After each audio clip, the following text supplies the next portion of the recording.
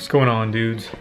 Today, or right now at least, I don't know if I'm gonna include this in any other video, but we got some headlights for the EG. Got some new, I guess these are the Spec D tuning. You may know them from like eBay and stuff because they sell a lot of rice lights, I guess, you know, really nasty looking headlights. But these are the smoked, like black ones. I guess they're not really smoked, but they're just the black housing headlights. I'm gonna take these out of the box and show you. Also got came with the corners for $73.99. Got this off of eBay. I didn't know it was Spec D tuning, but apparently it is. So I got the corners, just the orange, not the clears that everybody gets, I guess. I don't really like the clear corners, but got the orange ones. I'm gonna show you the ones on the car. They are nasty, nasty, nasty, nasty. They just look really faded, and I really don't know what that is, but it's nasty. This is bolted in and everything except for here. This whole stud spins when you try to tighten the nut, but you can see it's bolted down, but it's like coming apart from the back, so it's messed up. If you look, there are like some adjustment bolts, I guess, right there. I mean, they're just what hold it together. But this thing is messed up. It's just, you can tell it's just bad. On the other headlights, these are actually like part of the I'll just show you, but these are like actually a part of the headlight instead of like having bolts ran to it from the back. This one too, it's bad. But yeah, this is the one I'm talking about right here. This nut that's supposed to hold it down, it spins the whole stud. So these, as far as I'm concerned, are gonna go in the trash. So I guess I'll take the other ones out the box and show you what it looks like. As you can tell, these are much better quality. They look really nice in my opinion, but you can see these are all black right here. It's not like just all clear. It's got the nice little black and chrome going on. And this piece right here is built into the actual headlight, I guess. It's not like the other one that's separated.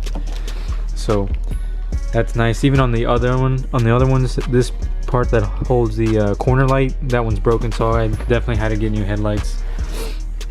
And honestly, for $73.99, these look really good for both of them off of eBay. So the other thing is that my old headlights, they might come with this. I just haven't noticed, but there's no wires ran to this. So I might tap this into the existing circuit off the headlights maybe, but I don't know yet. I don't even have a bulb for it because these don't come with the bulb, but I imagine they're like those small 921 bulb part number. I will probably figure that out afterwards. I'm just gonna run it, and then once I want to make it, you know, better, I will probably install these lights. I don't know how much of a difference it's gonna make anyway. But I guess if it's in there, it must make some kind of difference. I guess I'm gonna take these out and install those, show you what it looks like, and hopefully we won't have some bunk ass headlights anymore.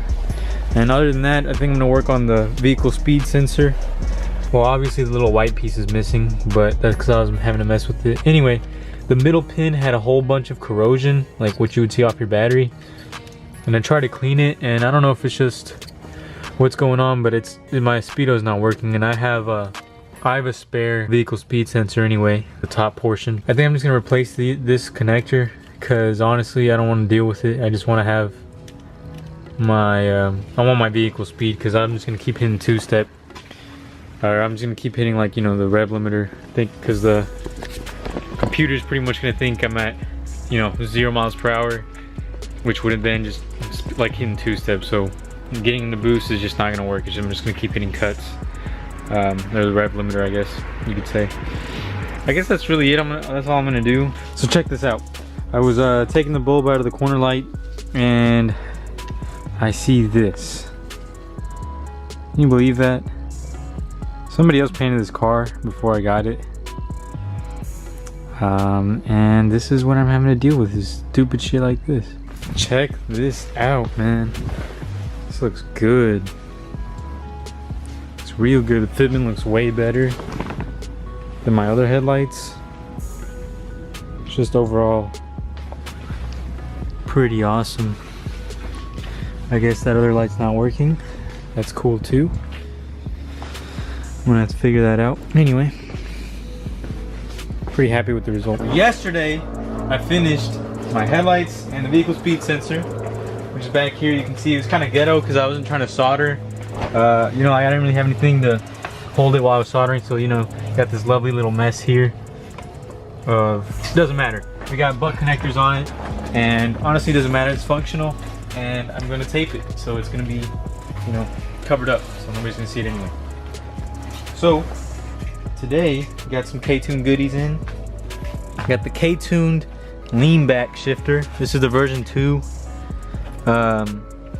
People would typically buy that for the EKs and stuff, but I bought it for this one just because I kind of like how it's more separate, or like kind of how this portion with the shift knob sits back a little bit further than the portion that actually goes to the shift linkage, the actual short shifter part.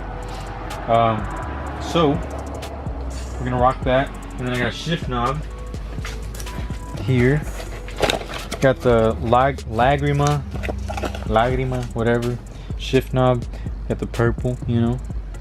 You trying to match the bay? Trying to somewhat match the bay. I know it's a different tone, but you know, it's whatever. It's kind of the theme I'm going for: green, purple, black. I don't know. Kind of sounds like a dumb theme, but I think it looks good with the how I have it. Kind of give you guys an update about the car, what's going on with it, when you're gonna see more videos about it and everything. Because I know you guys, some of you guys just subscribed and saw how much power the car made and everything. Saw the dyno video, and some of you are probably excited to see more from it. So, just give you guys kind of a quick rundown on what's going on. We got the AM wideband in there because the innovative one was having some troubles. It wasn't reading, and I tried to recalibrate it, and it just wasn't working. I didn't know if maybe it was a sensor, but I didn't want to mess with it anyway. I figured I'd just get an AEM. So I bought the AEM. I put it in, but I think I already killed the sensor. And honestly, I'm pretty sure it's just the location of it. I know some of you are like, duh, that's too close to the turbo. It's supposed to be 36 inches off. Yeah, alright, I know. But look, you know, it being an up pipe and the type of pipe I have, you know, I'm not trying to pay somebody to like fabricate me one, because that's too much money, one. Two, when I was over the phone, I was kind of trying to, I didn't want this here. I wanted it like back here, and I kind of wanted it higher up. But I guess people don't understand what I'm trying to say over the phone or in general. So what I'm gonna end up doing is putting in one up here, kind of higher, and we'll see how that works. The innovative one, I tried it, and it actually warms up, heats up, and I used some brake clean on a rag, and it actually started reading kind of rich. So I know that works, versus this one wasn't even warming up, the AM one. So I kind of just have that stored away. That way I can put it on when I get the new pipe set up. This one's kind of beat anyway, because you can see from the hood closing that I haven't cut it yet. It's kind of beat. So I want to get a new one, just because I wouldn't want to plug this one off and then put another one there. I'm just trying to kind of keep it more simple and clean. So that's where we are as far as the wideband's concerned. Alright, so the problem we're running into right now is that the car's hitting a boost cut. So this is boost by gear, first gear. I'm sure I've already explained this, but I'm just going to reiterate it for those of you who are new or whatever. The first gear I think goes to 12 pounds. Second gear I think goes to 16 pounds. And third gear I believe is set to 23 pounds. The car, once it gets to third gear, hits a boost cut around 5 or 5,000 RPM or something like that. But you know, you can't race a car. You can't even really enjoy hitting a boost cut like that, especially on the highway.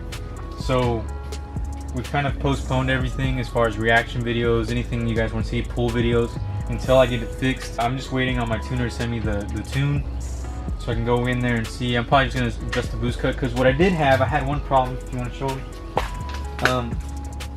You can kind of see the gasket right here in between the wastegate. On the opposite side, I kind of saw like it was really dirty around this area, and I noticed that the gasket, it was blowing through the gasket on that side, on the opposite side. That gasket alone was a little bit slimmer anyway, so I swapped the gasket. I went for a drive and I still hit boost cut. Not only that, but my wideband's not working, so I didn't want to just kind of keep driving it like that anyway. So I'm gonna try to get the wideband fixed, and then I'll try to see if we can fix that situation. The wideband's not hooked up to the computer, so the computer's not gonna know if it's running lean or not anyway. It's running on open loop. Also, my plates expired, unfortunately, but I think I'll be able to get through that. Hopefully. If not, I'm gonna see what I can do. This car obviously draws a lot of attention, so the last thing I want to do is get pulled over with my plates being expired and everything. So we're gonna get that figured out. The last thing on the list, which isn't that big of an issue at all, people, it's kind of cool anyway, but the bumper, I don't know if you can tell, come over here, but that side, the left side, hangs lower, and that's just because the pipe I have here is too long, so it's kind of pushing it down up here, and this one's a little bit too long here, so it's pushing this pipe back, which is rubbing on the hole here on the frame. So I need to fix that. Pretty much it as far as what we got going on for the hatch. So as far as the GSR is concerned, we have Josh, who's behind the camera. We're gonna be tearing that down, but we're just waiting on making some time to meet because of our jobs. We've been kind of busy lately in school, but we're gonna tear it down. Probably make a video about that, short little video, maybe talk about the mods that we want to do and everything in that video, and just the plan for the car overall. That way it's not just a tear down, there's plenty of tear down videos how we've done the B20 tear down and everything, but we'll give you some more information in that video.